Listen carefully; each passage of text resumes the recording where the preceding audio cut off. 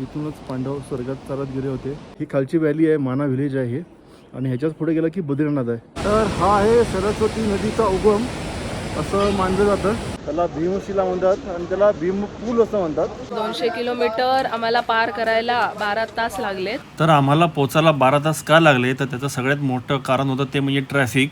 पण याच ट्रॅफिकमुळे आम्हाला एक फायदा झाला, तो म्हणजे आमच्या यादीतलं सगळ्यात महत्त्वाचं स्थान ते म्हणजे जोशीमठ, तिथे आम्हाला जाता आलं. या ट्रॅफिकचा फायदा घेतला आणि आम्ही पटपट गाडीतून उतरलो आणि जोशीमठमधील नृसिंह मंदिराचं दर्शन घ्यायचं ठरवलं. गडगडतंय. अगं पाय पण थरथरतायत. तर आम्ही आता वाटेत आहोत. आम्हाला पोचायला खूप टाईम आहे. एका जागेवर आम्ही जवळजवळ 1-1 तास तरी थांबतोय. तर वाटेत इथे नरसिंहाचं ना, हां, नरसिंहाचं मंदिर आहे. तर मग आम्ही दर्शन घ्यायला आलोय. गाडी आमची ट्रॅफिकमध्येच अडकली आहे. Oh my God. हो, हे बघा असं उतरायचं आहे. कालच आम्ही केदारनाथचा ट्रेक करून आलोय. आमचे पाय असे काय भरलेत, चालायला काय होत नाहीये.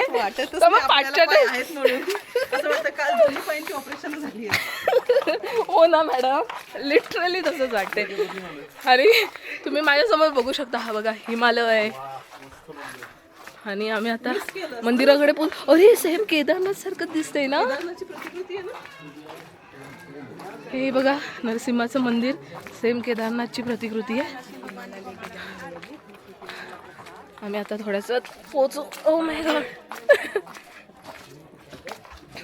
चला आम्ही आता उतरतो आणि खालती जातो. तर आम्ही आता नरसिंह मंदिरमध्ये दर्शन घेतलं आणि इकडे ना भरपूर पावसाचं वातावरण झालंय आणि बारीक बारीक पाऊस पण पडतोय.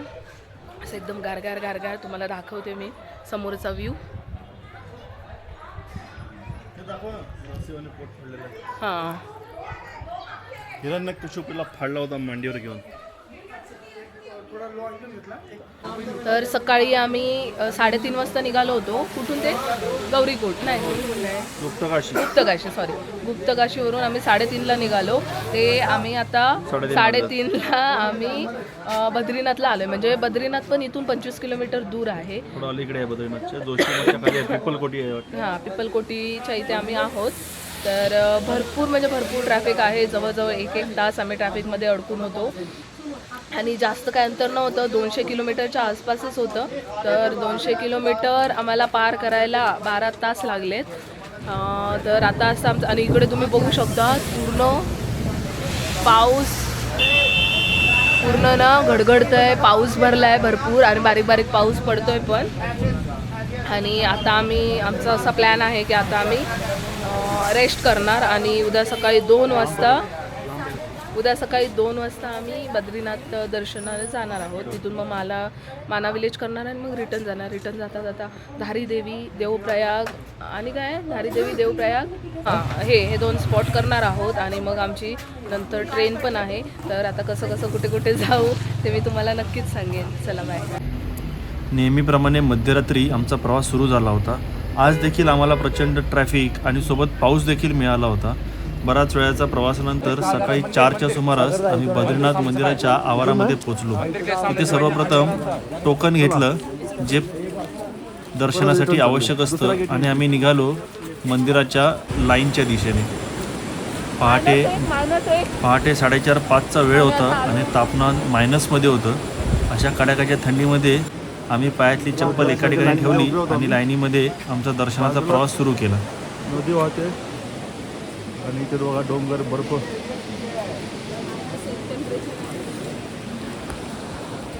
टेम्परेचर सध्या मायनसमध्ये आहे. बद्रीनाथ मंदिराचं वैशिष्ट्य म्हणजे चारही बाजूला उंच पर्वत, त्या पर्वत शिखरांवर सतत पडणारा बर्फ आणि त्याच्या तळाशी म्हणजेच खालच्या भागाशी वसलेलं हे बद्रीनाथचं मंदिर. जबरदस्त थंडी आहे.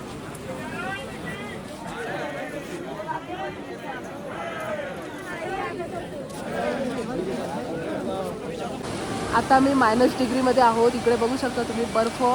ही अलकनंदा होय ना, अलकनंदा नदी.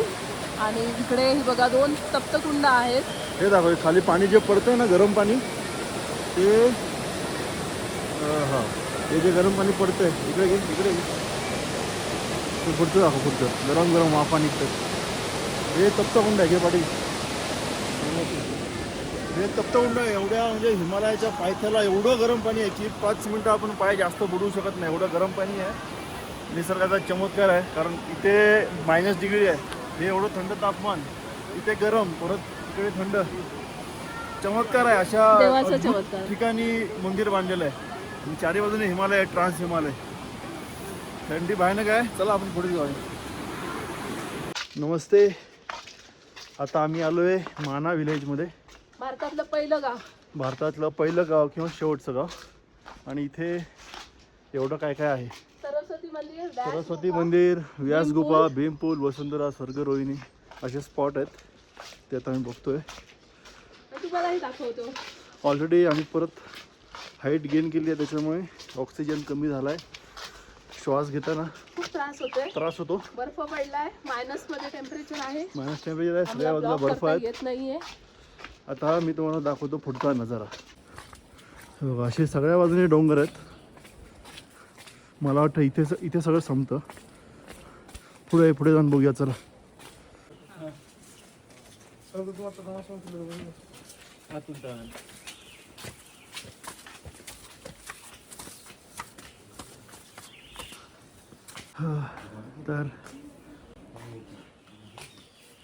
तर म्हणजे ही आहे गणेश गुफा. इथेच श्री व्यासांच्या सांगण्यावरून गणेशजींनी महाभारत लिहिलं होतं. त्यानंतर अजून थोड्या उंचीवर आम्ही पोचलो. तिथे होती श्री वेदव्यास यांची गुफा. इथे बसून श्री वेदव्यास यांनी तपस्या केली होती असे म्हणतात. दगडाच्या आतल्या खोल बाजूला त्यांची अशी समाधी आहे. तर आम्ही आता जस्ट जाऊन आलो. वेद व्यास आहेत ते ज्या ठिकाणी तपस्या करायचे त्या गुफेमध्ये. मी व्हिडिओ घेतला तर तुम्ही बघितला असेल. एवढं सुंदर जागा आहे, एवढी सुंदर गुफा आहे. त्यावेळी इथे येऊन ही लोक तपश्चर्या करत होते, तप करत होते. आणि श्री वेद व्यास यांच्या सांगण्यावरनं गणेशजीने जी महाभारत लिहिलं आहे ते आपण मगाशी खाली पाहिलं. तर इथे भयंकर थंड वातावरण आहे. ह्याची हालत बघा काय झाली आहे. श्वास घेताना खूप त्रास होतोय. मी तुला जरा मागचा नजारा दाखवतो तुम्हाला. हा डोंगर, त्या डोंगराला बर्फ, चारी साईडने डोंगर. खूप उंचावर आलोय आम्ही. सगळ्या बाजूने डोंगर आहेत. आणि हा ताजा बर्फ आहे आज पडलेला. हा, तर मी जरा व्यवस्थित तुम्हाला दाखवतो कसं आहे. हे कॅमेरा जरी लांब दिसत असलं ना तरी ते खूप जवळ आहे आणि प्रचंड थंड आहे. आणि थोडा बर्फ पण पडतोय. ही खालची व्हॅली आहे, माना विलेज आहे हे. आणि ह्याच्याच पुढे गेला की बद्रीनाथ आहे. तर इथे नदीचा क्लिअर आवाज ऐकायला येतोय, पण नदी वाहताना दिसत नाही आहे. सरस्वती नदी आहे. खूप जोरात आवाज येतोय. मी 2 मिनटं शांत राहतो, बघूया आवाज याच्यात रेकॉर्ड होतोय का.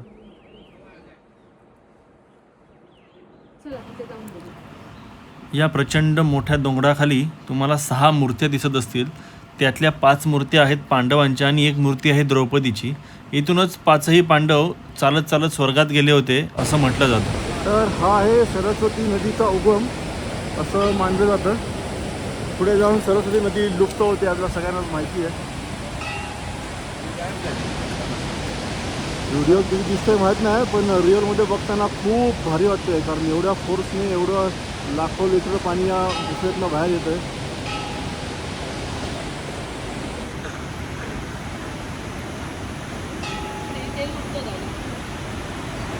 ज्यावेळी पांडव स्वर्गाला निघाले होते त्यावेळी ते सरस्वती नदी मध्ये होती आणि पांडवांना पलीकडे जायचं होतं.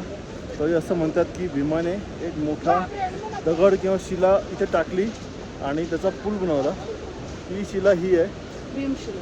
त्याला भीमशिला म्हणतात आणि त्याला भीमपूल असं म्हणतात. जो शिला टाकून त्याने पूल बनवला म्हणजे त्याला भीमपूल असं नाव आहे. मी तुम्हाला व्यवस्थित दाखवतो.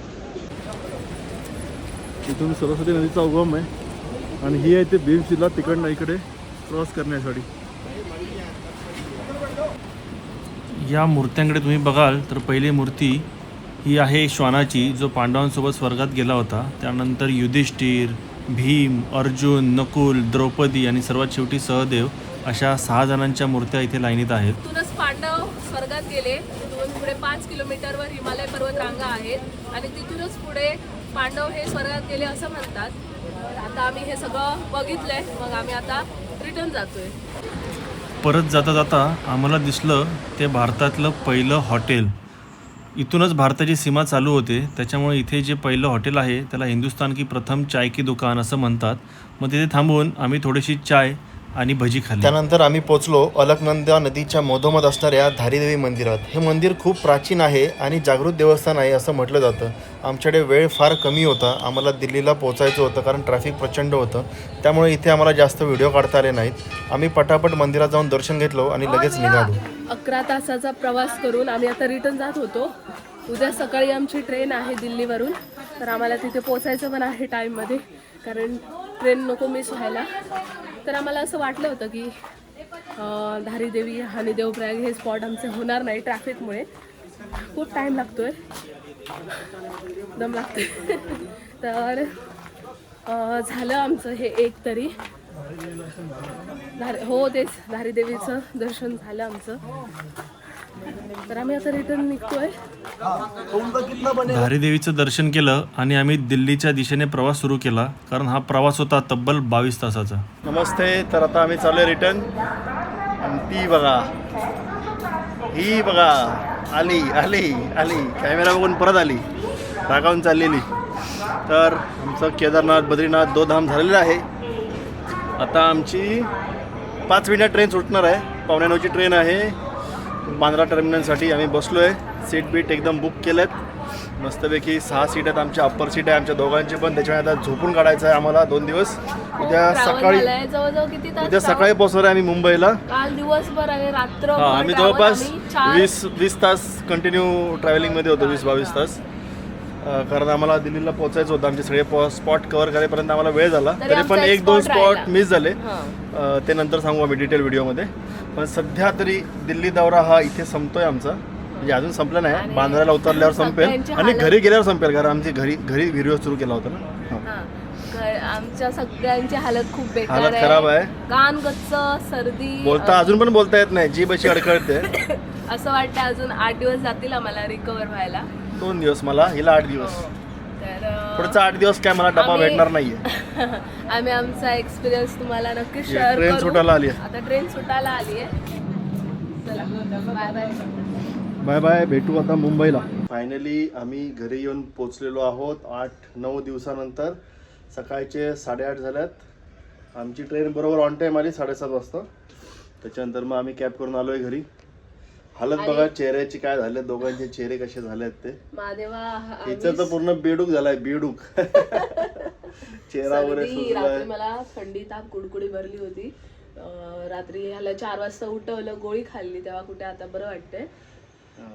आणि आम्ही मुंबईत उतरलो आणि आम्हाला दिसलं ते म्हणजे मुंबईत पाऊस.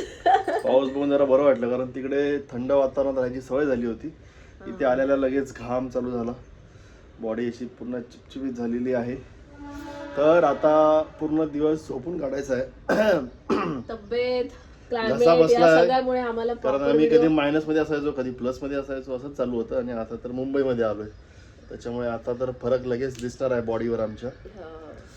चला तर मग काय बोलायचं आहे ते सांगते की आमची तब्येत आणि यांचा हात दुखायला लागला, त्याच्यामुळे आम्हाला काय प्रॉपर व्हिडिओ बनवायला नाही मिळाला. पण आमचा एक्सपिरियन्स किंवा तुम्ही जर जाणार असाल तर किती सामान न्यायला पाहिजे, काय कसं, त्याबद्दल आम्ही व्हिडिओ तुम्हाला नक्कीच